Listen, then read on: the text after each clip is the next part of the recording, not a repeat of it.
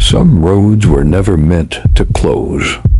They stretch on through fog, through silence, through time itself, collecting travelers who never made it home. Tonight you'll ride with them. Keep your mirrors clear and your heart steady. This is Tales Atelier, where the highway remembers everyone. I wasn't supposed to be on that road. You ever have nights like that? Where you think you're going home, but one wrong turn stretches the drive into something unfamiliar. That was me. Overtime at work, brain fried, GPS stuttering like it couldn't figure out where I was. I should have turned back, should have retraced my route, but I didn't. I just kept following the dark stretch of asphalt, hoping it would eventually spit me out somewhere recognizable. Instead, it led me here. A crossroad. Middle of nowhere. No traffic, no houses, not even the buzz of power lines. Just 4 roads splitting off into blackness. And right at the center, like the heart of it, stood the signpost. I know what you're picturing, a regular road sign, maybe tilted, maybe weathered. No. This one was old wood. Tall as a man, the boards nailed crookedly at different angles. My headlights caught on the words burned into them, letters blackened deep. One read, home. Another, truth. The third, past. The last, freedom. Tell me, what would you do if you saw that? What road would you take? I killed the engine. Sat there gripping the wheel like the car itself was waiting for me to decide. My chest was tight. It wasn't just the words. It was how they seemed meant for me. Personal. Specific. Because home. That's all I wanted tonight. Just my bed, my apartment, silence. But truth. This hits a little different. My father died without ever explaining certain things, and I've carried those questions like stones in my gut. Past. My mother's face flashed in my mind. She's been gone years now, but if there was even a chance. If you've ever lost someone, then you know what I mean. And freedom. God, I couldn't even say what that meant, but the thought of leaving everything, work, debt, disappointments, made my hands shake. I got out of the car. The air was damp. Too still. My shoes crunched gravel as I walked closer. The signpost looked worse up close. Wood eaten with age, nails rusted, but the words were clear. Clearer than they had any right to be. And then, this part I swear by, you'll think I'm lying. But the boards shifted, right in front of me.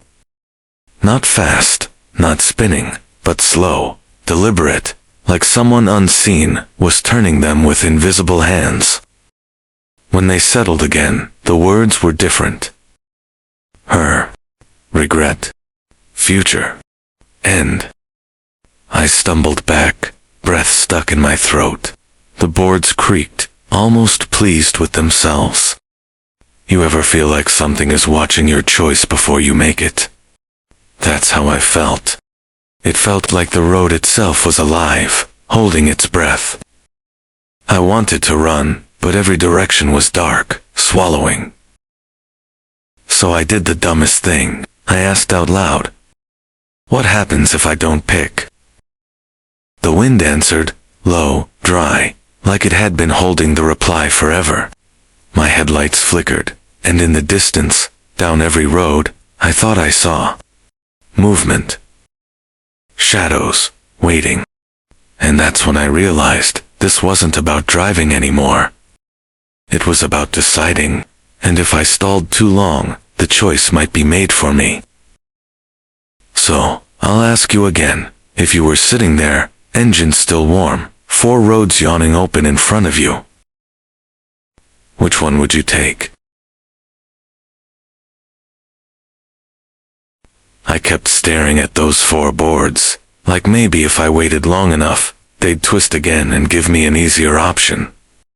Something like safe or turn back. But no. The words stayed burned in place. Her, regret, future, end. You'd think I'd be smart and pick future.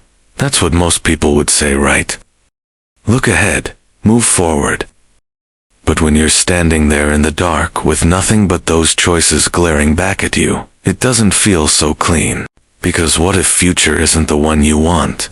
What if it's worse than the life you already have? I don't know why, but my hand went up and rested on the board that said her.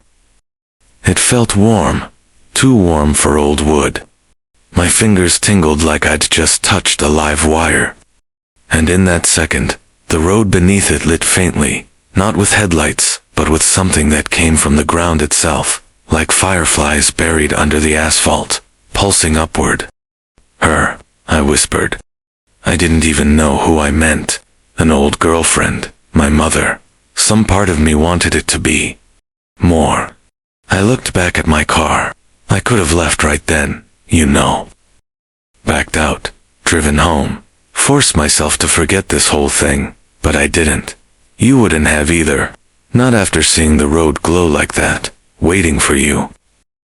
So I got in the car, turned the wheel, and let the tires roll onto the path marked her. The change was immediate. The night pressed tighter. My high beams stretched only a few feet before the black swallowed them. My radio, which I hadn't touched, crackled alive, static, faint, like whispers layered too close together. And then I heard a voice, soft, familiar. My chest seized. Alex, you left me. I nearly swerved off the road. The sound came from the passenger seat. Instinct made me snap my head, but of course the seat was empty. You ever hear a voice that shouldn't be there? One you haven't heard in years, but know down to the marrow of your bones. That's what this was. It was Anna's voice. You don't know her, so I'll tell you. Anna was the kind of person who could walk into a room and make it feel like the lights got brighter. She was mine once, and I let her go. My fault, my choice. I told myself I'd moved on, but the way my throat closed hearing her name told me otherwise. The voice filled the car again, clearer this time. I'm still waiting. I gripped the wheel so hard my knuckles popped. The road kept stretching, pulling me forward, and every few seconds the signposts blurred past on either side, each one marked with her name, Anna, Anna, Anna. Like the road was stitching me into her memory. I wanted to stop. I wanted to keep going. My chest was a war zone of both. Finally, the pavement widened, spilling me into a clearing. And there, standing in the glow of my headlights, was her. Or someone wearing her shape. She smiled like she'd been waiting at that crossroads all this time. And I swear to you, I wanted to believe it was her. I wanted to slam the car and park, run to her, let it all be real. But some part of me, the cold part, whispered the truth. If I touched her, I'd never come back. So here's the thing I'll ask you.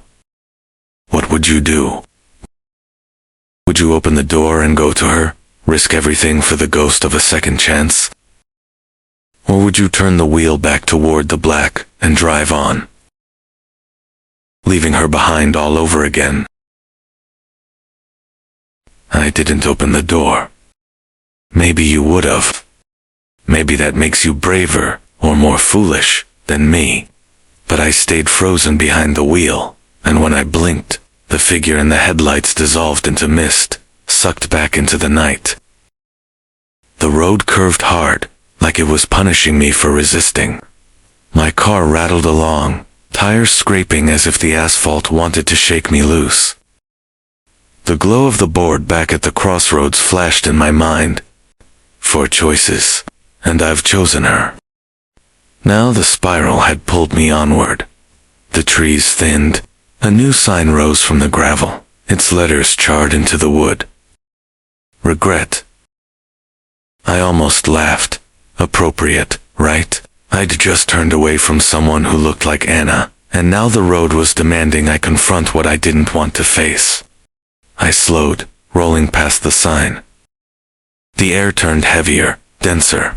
My headlights caught the reflection of water ahead. A lake. Do you know that feeling when your stomach drops before your brain catches up? That's what hit me, before I even recognized it. It was the lake, the one where it happened, the one I don't talk about. I pressed harder on the brake, but the car drifted forward, like the steering column wasn't really mine anymore. The gravel hissed, pulling me closer.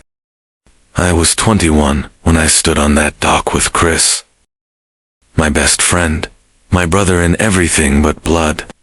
We'd been drinking, laughing, pushing each other too close to the edge. One bad shove, one slip, one moment of my hands grabbing too late. And he was gone, pulled under. I never forgave myself. You wouldn't either. And now, here it was, the lake in my headlights, still and black, like a sheet of glass laid over my memory. The car stopped on its own, my door unlocked with a sharp click. The board's voice filled my head, silent but clear. There. Confess. Confess to who? Then I heard it. The splash, the frantic gasp, Chris's voice clawing at the dark. Help me, Alex. Help me. I staggered out of the car, knees weak, gravel crunching under my shoes. The dock stretched out before me, old wood slick with dew. At the end of it, a shadowed figure thrashed in the water. Say it. The air seemed to whisper. Say it's your fault. My throat burned. I'd buried those words under years of silence. I could feel you watching me now, urging me. Would you confess? Would you shout it into the dark and hope the lake forgave you? I walked to the edge. My reflection looked back at me, pale, cracked by ripples. The shadow kept thrashing, calling my name, choking on water that wasn't there. And then the words broke out of me, raw and jagged. It was my fault. The splashing stopped, the water stilled.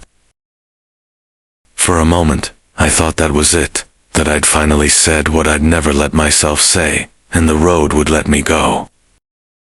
But the lake had one more trick. My reflection didn't settle back into place.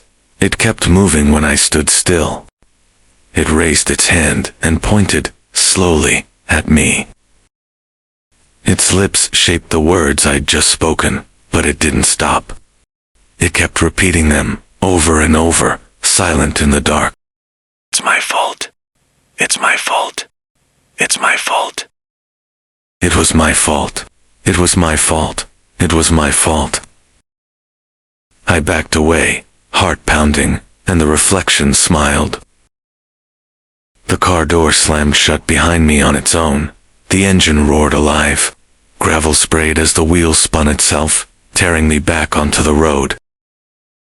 And when I looked in the rearview mirror, the reflection was still there, running along the dock, pointing at me, mouthing the same words.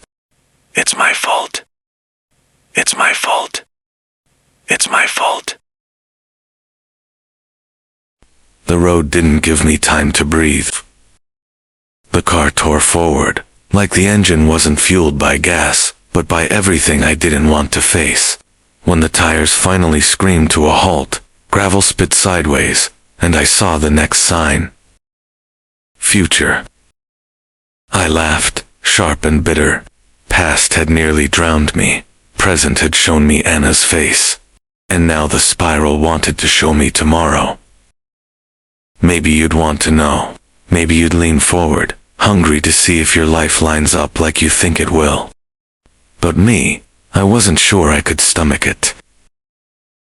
The road ahead looked wrong. Not paved, not gravel, not dirt. Just glass. Black glass stretching forward, smooth as ice. My headlights rolled across it and came back doubled, so the road looked endless. I pressed my hand to the wheel, wondering if I should even drive across. Would you? Or would you park and wait? Let the spiral choke you out instead. The car answered for me, sliding forward on its own. Tires didn't hum, they whispered. The glass surface wasn't empty. It began to glow, faint shapes rising under the sheen like film developing in a dark room. At first I thought they were stains. Then I realized they were images of me. Older. I saw myself in a cramped apartment, sitting at a kitchen table stacked with bills. My hair grayer, shoulders bent, a bottle clutched in one hand. The scene flickered, melted, and shifted. Now I was in an office cubicle, face slack, tapping keys like a puppet. Another flicker, me again, older still. Lying in a hospital bed, tubes in my arms, no one in the room with me. The car kept rolling, image after image. Every path I could walk, every failure, every ending. Then one scene snagged me. It was me, but different. I was smiling, not the forced kind, a genuine smile. There was light in the room, soft, golden, and there was someone else's hand in mine. Blurred, but warm, steady. I couldn't see their face, but the shape of their fingers told me enough. It wasn't Anna. It wasn't anyone I'd lost. It was someone new, someone I hadn't met yet. The car slowed to a crawl, as if giving me a choice. The page of the board flared in my head again, letters gouging themselves into my thoughts. There. Claim your ending. The windshield rippled. The images shimmered like cards waiting to be picked. I could press my hand against the glass and claim any of them. The lonely apartment, the cubicle, the hospital bed, or the one with the warm hand. Would you? Would you try to cheat fate and choose the best one? Or would you keep your hand at your side, terrified of the cost? I reached up, palm hovering inches from the glowing scene of me with the blurred figure. I wanted it. God, I wanted it. But then my reflection on the windshield shifted. It wasn't mine anymore. It was the same grinning version of me I'd seen at the lake, lips moving soundlessly. This time, it wasn't saying it was my fault. It was whispering something worse, words I felt more than heard, crawling under my skin like static. You don't get to choose at all.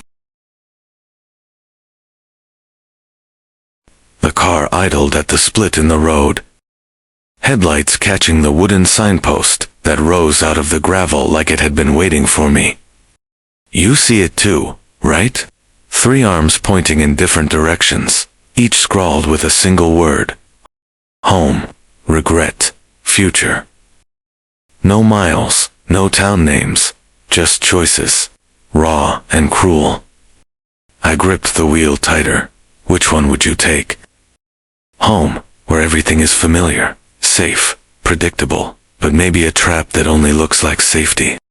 Regret, which promises answers you don't want, but can't stop thinking about. Or future, the one we're supposed to chase but never get to preview until it's too late. The letters glowed faintly in the high beams, like they were carved deeper than wood. Like they'd been burned into place. I blinked, and they shifted. Not concepts anymore, names. Ashford, 23 miles. Hollow Creek, 11 miles. Stonebridge, 40 miles. I swear they hadn't been there before, and none of them meant anything to me. I've lived in this county my whole life. There's no Ashford, no Hollow Creek, no Stonebridge. They were as fake as the words they'd replaced.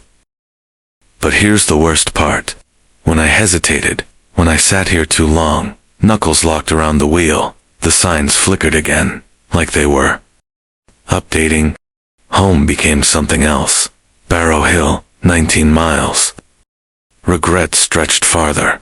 Hallow Creek, now 25 miles. Future stayed. Stonebridge, 40 miles. They were changing as I waited. Did you catch that? They weren't showing me where to go. They were reacting to me not going anywhere. Like the crossroads itself was keeping score, rewriting my options the longer I stalled. And I'm asking you, because I don't know anymore. Would you turn around? If you looked in the rear view and saw nothing but black, like the whole road behind you had been erased, would you still try? Or would you pick one of these directions and pray it wasn't a trick? The car's clock was dead, but I felt time dripping anyway. Thick as molasses. My chest ached with it. Finally, I shifted into drive. Tires crunched over gravel. My foot hovered over the gas. I chose the middle, Stonebridge. Don't ask me why. Maybe I thought the center was safer, like it would split the difference. Maybe because if I looked at you and asked what you'd do, I knew you wouldn't answer in time. The signpost shrank in the mirror. The fake towns glowing like coals until the dark swallowed them whole. The road unspooled ahead in a narrow ribbon, gravel turning into cracked asphalt without me noticing.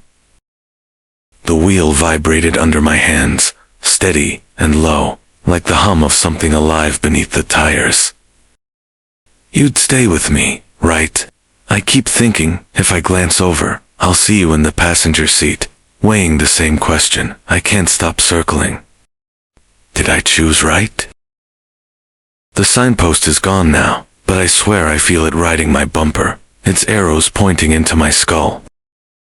For a while it was just black, a tunnel with no walls. Then green signs began popping up on the roadside, glowing faint in the beams. They looked real enough at first. Exit 12, Junction 86. I almost cried with relief, but then I read the names. Ashford, Hallow Creek, Stonebridge, the same lies, recycled. Painted like they belonged to this road all along. Tell me honestly, what would you do if you saw this? Will you keep driving, hoping that eventually the names shift into something real? Or pull over, step into the dark? I pressed the gas harder. 50, 60, 70. The speedometer climbed, but the road didn't change. The exits came and went, spitting the same fake towns at me in different orders, as if the whole highway had been looped like bad footage. That's when it hit me. Maybe the trap wasn't left or right. Maybe it was waiting, sitting still, letting the arrows keep rewriting themselves until I disappeared too. Indecision. That was the snare. That was how it held you. The thought was like a key, turning in a lock. I didn't lift my foot. I pushed harder. The dashboard clock flickered back on, dead since the crossroads, now alive. 4:37 a.m. The numbers glowed green, too precise, too pointed. I didn't breathe until the horizon thinned into gray. Just a seam at first, then pink bleeding across the sky. And you felt it too, didn't you? That exhale, that impossible light. The road shifted. Exit 14, Maple Avenue. This time the names were right. Streets I knew, landmarks I'd driven past 100 times. I slowed, easing onto the shoulder, killed the engine. Silence rolled in, not heavy this time, but soft, clean, morning silence. The kind you forget to appreciate until you think you'll never hear it again. Behind me, the highway shimmered. The blackness folded flat, dissolving into one ordinary stretch of road. No split, no glowing arrows. Just pavement, vanishing into the horizon like it had always been that way. I pressed my forehead against the wheel, trembling. So tell me, Was it ever really about the towns? About home, regret, future? Or was it just this? How long you'd wait before moving forward? Would you have picked faster than me? Or would you still be sitting there, engine idling, letting the signs rewrite themselves until they erased you too? I don't know. All I know is, the crossroads is gone. The signpost is gone. And somehow, I'm still here to tell you this. Excuse me for a moment. Thank you for listening. If you like this story and want to hear more, a simple like and subscribe to Tales Atelier means a lot. We're new, and every little bit of support counts. Alright, back to it.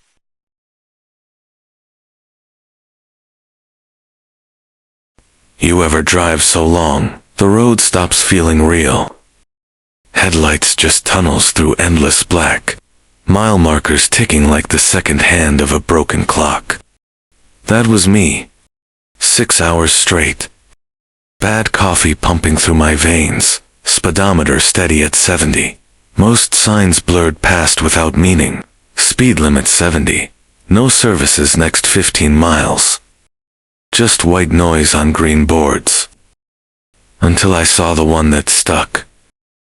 Exit 212. Rest stop. Food, gas. The letters were faded, paint scratched, but someone had left a mark. A thick black graffiti, smiley face, tongue sticking out, bullet hole through the O in food. Ugly, childish, but in the emptiness of the highway, it felt like a signature. Would you stop? I didn't. My tank was fine. My stomach was buzzing with caffeine. So I pushed past, watching the arrow fade in the rear view.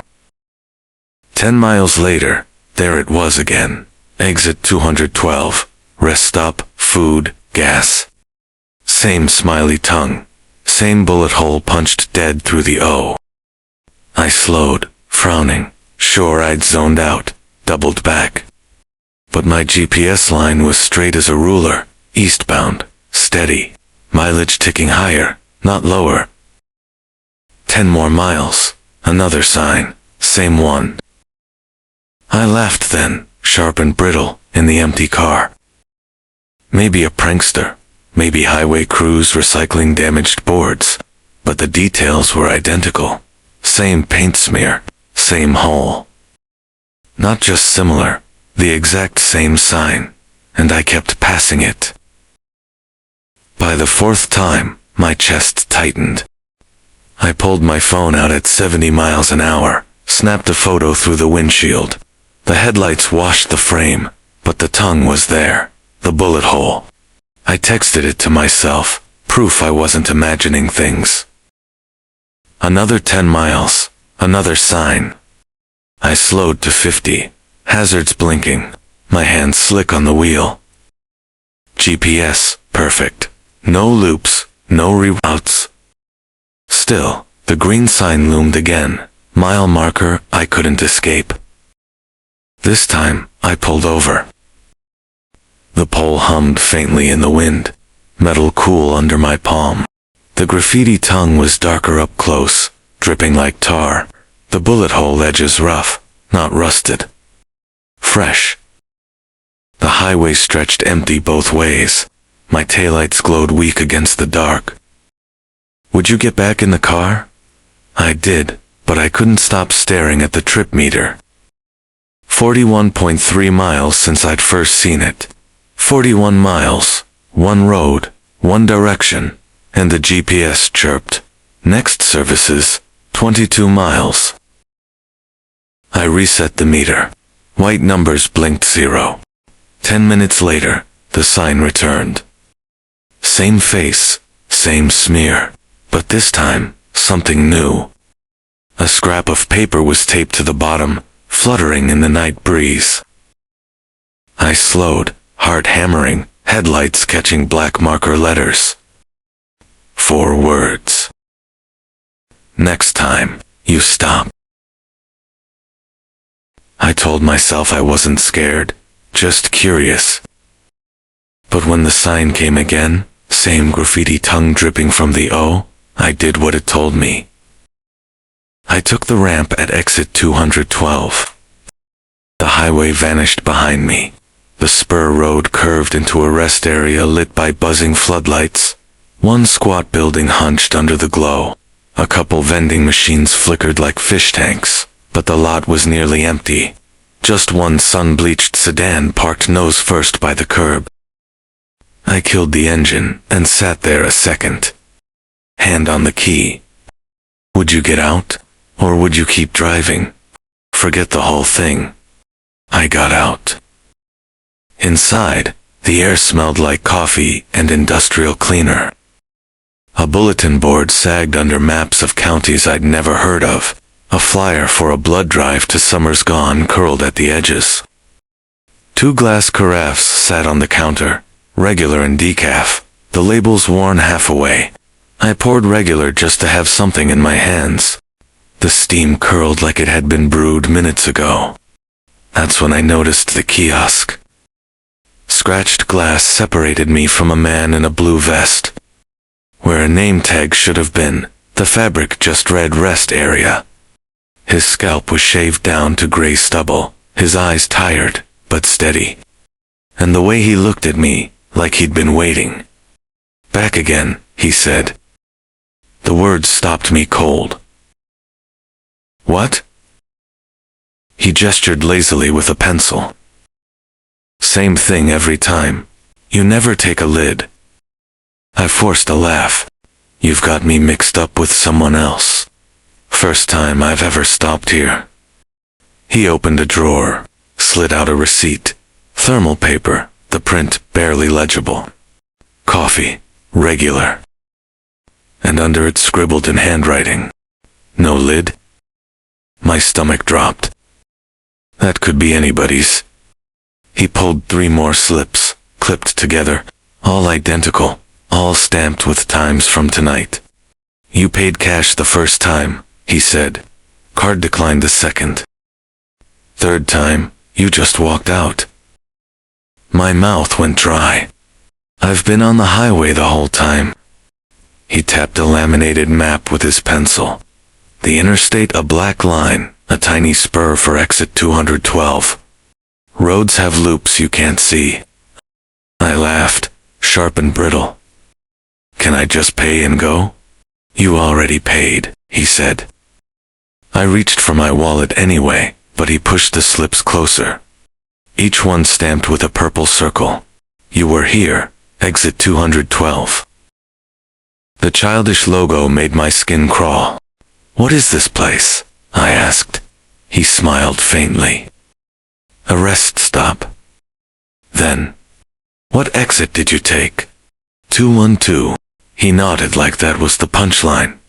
Yup, that's the one we got. The building hummed around us, compressors kicking on and off. My coffee burned my hand. Want a stamp for this one? He asked. I don't need. But he pressed rubber to paper, slid it across. The purple circle glistened wet. You were here. I shoved it into my pocket just to end the exchange. Thanks. See you soon, he said. The words trailed me out the door. The lot looked the same. Same buzzing lights, same sedan, same moth circling the bulb. But taped to the green highway sign by the ramp was a fresh scrap of paper. I walked to it, pulse hammering. The purple stamp in the center. Beneath it, scrawled in marker.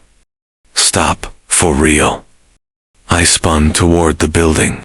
The window reflected my outline, too thin, too tall. The man behind the glass was gone. Or maybe he was watching from behind my reflection. My phone buzzed. Unknown number. A photo. It showed me standing exactly where I stood now, paper fluttering by my shoulder, coffee steaming in my hand. 3 messages followed. You don't keep the lid. You never do. Next time, you talk to me. My throat locked. I typed, "Who is this?" The dots blinked, then vanished. I backed to my car, not running, but close. Inside, the trip meter reads 0.0 miles. I hadn't reset it. The purple slip burned in my pocket. I started the engine, headlights tunneling east. The sign's arrow pointed behind me. And I knew, 10 miles out, it would be waiting again.